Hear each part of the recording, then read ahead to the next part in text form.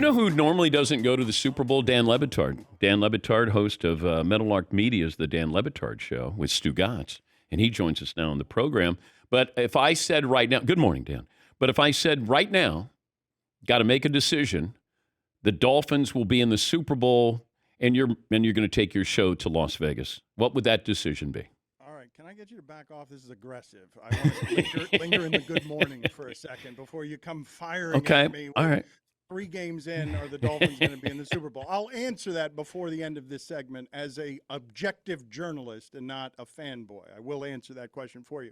But I'd like to tell your audience on the front end, at the risk of embarrassing you, a mentor and an idol and the best of the Dans in this business, I want you to understand how proud I am of you, that you have cultivated this audience of family around you and these people that you work with for a long time.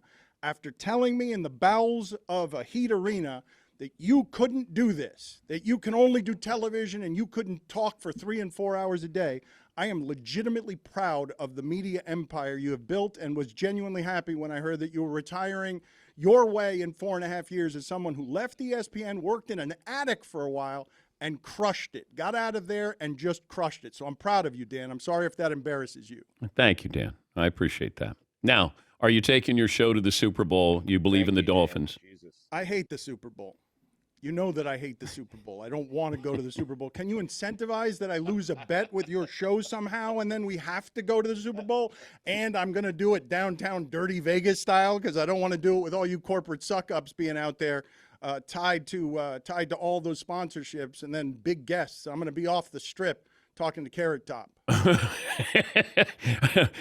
Okay. How confident are you in the Dolphins?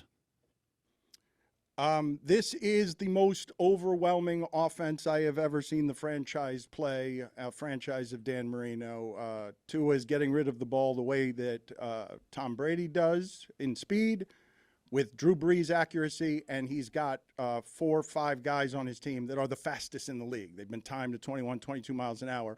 It's a joy to watch. It's a joy what I'm watching. And we're time for that. I can't say that about any time I have seen Dolphin football since Marino. It's punts. It's 16, 13 games. So what they are is hopeful and exciting in a way that's gotten everyone's attention through 3 games. And I would just remind you, a couple of bounces from being 1 and 2. All right. Let me bring in Stu Gotz because he can hate on anything. Yep. Stu Gotz, good morning. And are you all in on the Dolphins going to the Super Bowl? Before I get to that, Dan, I also want to say how proud I am for being able to talk for 3 to 4 hours a day. I mean, who retires 4 years in advance, announces the retirement, doesn't retire? I mean, I'm so proud of you. Thank you. You know what? Why don't you guys do this? Why don't you announce your retirement and but say it's going to happen in like 5 years? Oh, I'm not going to make it that long. 5 years? Okay. We can barely keep the lights on around here when we're being interviewed well, by you. last time. 5 years? Yeah, last time the lights went out on your end. I mean, 5 years? Were you kidding me? Okay. This company is clearly going to kill me. Yesterday we were talking about my 2.5. and Keyman life insurance. 2.5 years. Do I take the over or under that? What's the bet on getting us to the Super Bowl? Come up. Your team comes up with some bet that forces us to go to the Super Bowl because I don't want to go to the Super Bowl. But I'm going to have to probably if the Dolphins get there. And I can't say that in my lifetime I've ever had more hope for a team than what this team in Miami has If they given. have 13 wins, you have to go to the Super Bowl. If they have 13 wins. But what if the Dolphins aren't in the Super Bowl? I mean. Well, no, you have to make the decision. Like, you got to make the decision. Oh, you're saying that's the bet 13 wins? Yes. To go to the Super Bowl? Yeah. I am, Dan, I am scared. Wait, you just call me Dave? I did call you Dave. That's a fun. Yeah. But you're still proud of me. Moderna. All right, forget about the fun. When my brother died, his name is Dave. I'm saying it all the time. Oh, don't do that. Don't do that. Don't play that card. It's a good card to play, Dan. Pocket aces. The dead brother card? I know, but like I'm not playing my dead dad card. Did he die 2 months ago? It feels like that in my heart. No, that doesn't feel like that. Did he die 2 months ago? Your little brother. Dave. He was a great artist. LeboStudios.com. Okay. You have a brother named Dave Patrick? I do. DP. Yeah. A couple of DPs cutting it up. Yep. But you understand what I'm saying. Look, I'm an objective journal. I'm an objective Are you journalist. still a journalist? Yeah, wow. Okay. He's good at asking the good questions. Okay. All right, listen. Proud of you, Dan. Okay, this is what's funny about that. Okay. So, Tony Kornheiser, respected newspaper columnist, and you know this from a specific angle because the newspaper columnists always look down at TV boy pretty face. Yep.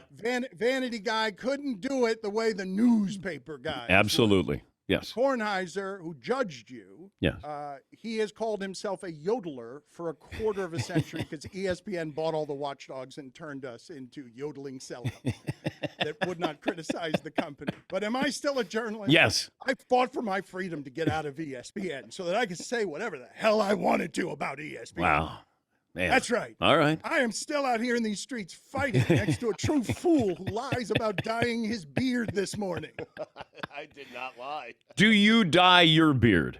Let me. I'll get unintentionally. I don't know. His answer when I asked him how his beard got dyed, he said he didn't do it. I don't know how it got there. We'll get to it in a second. We'll get to all your hard questions in a second. But I just want for you to understand that I am trying in a difficult media world where we are more politically divided than ever. I am trying to still be a fair and honest journalist who cares about the truth impartially, objectively, makes some mistakes, but tries to cover the teams like a journalist, not like a cheerleader. I'm not coming in a position where I'm just fanboying. Okay. Yeah. Dolphins just because my city's excited about this. I'm not a homer or a cheerleader. I am not someone who doesn't know what journalistic. Your entire staff is dancing behind you.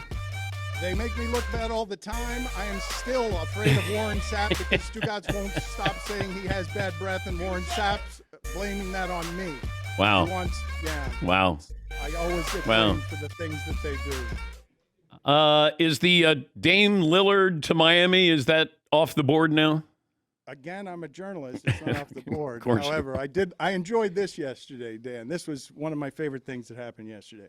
I got aggregated because I'm not a newsbreaker. God, I hate it's such a hard job to be the newsbreaker guy. But I do know what's going on with the Heat. Because I know I've been in this market for 35 years, and there are a lot of people reporting a lot of different things about what this is. Bona fides. Are you wearing a Dolphin cap? Dolphin fan, yeah. You're a Jets fan. I like it. Yeah. Fins up. Yeah. I got aggregated yesterday with this in my mouth because I was giving Miami Heat news, and people have called me a not objective Heat mouthpiece, and that that I am compromised. It's not Woj and Adam Schefter who are compromised because they or Shams because they have so many relationships that they're doing the bidding of other teams. I'm still an objective journalist, but I have true information on what is happening here with the Heat and the Portland Trailblazers. And yesterday it got aggregated while I'm wearing a Heat mouthpiece and Greg Cody is sitting in shorts on the therapy couch in the corner without explanation. So I'm going to give you the most up-to-the-date information that there is on Dame Lillard to the Heat. Are you ready? I am absolutely ready. Got pen in hand, and I will transcribe this. Okay. I got to put in the mouthpiece, though, and I didn't clean it yesterday. Okay. So Dame Lillard wants to be here. And Miami Heat want him here, but only at the very specific price that they have offered Portland. There's not a back and forth. Toronto and Milwaukee can have him if there's better pieces out there for somebody who's going to cost a lot of money at the end of his contract. They will not overpay. That's coming from an objective journalist. They will not overpay for Dame Lillard. So you do whatever you want, Toronto, and you do whatever you want, Milwaukee, and you idiot Cronin in Portland, you should have gotten rid of him a long time ago. Before we all saw that Portland's not good enough to keep him. I know less. The Miami Heat are going to get James Lillard. I know less. Wow. I know less. But you're guaranteeing that the Heat are getting Let Dame me Lillard. repeat myself clearly. The Miami Heat are going to get James Lillard.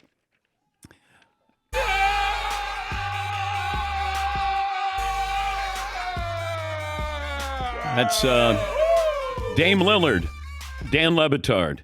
Dame Le Batard, host of the Meadowlark Media's The Dan Le Batard Show with Stu Gotz. Maybe we'll have a dance-off, your show versus my show. Let's figure it out. I want to do this. I do want to do this. How about Dan, in Vegas? With the consequences of I have to go to Vegas and suffer Vegas and the Super Bowl and everything else, because I'd like to see you. The audience needs to know, Dan. Yes. They really need to know what an amazing career you have had. I know we'll get to do the eulogizing in 4.5 years on what your radio career has been. No, because man, you know how rare Enough this about is. Dave. I mean, You know how rare this is, Dave. For you to have, there are only like 10 or 12 people who get to do this with their own audience that travels with them, and you're one of them. And you did that after leaving the Beast. You did it the hardest way, and you warned me when we left ESPN. Man, it's going to be bad for a while. I was suffering in my attic, and you are somebody who's got a very high pain threshold. Well, no, fake humility on your part, because you guys have done it as well.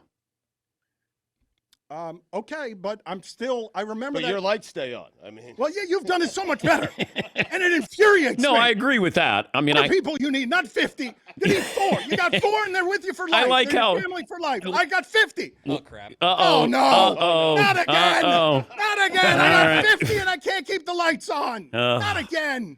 Even when the lights are on, nobody's home. Thank you, Dan. That's not true. We got a lot of people downloading us. Oh, now, okay, there's no false humility. Now we're talking podcast trash. Okay. Well,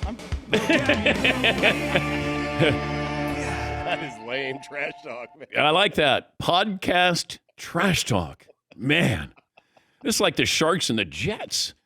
Hey, guys, thank you for joining us if you're still there. And, of course, it's the Dan Le Batard.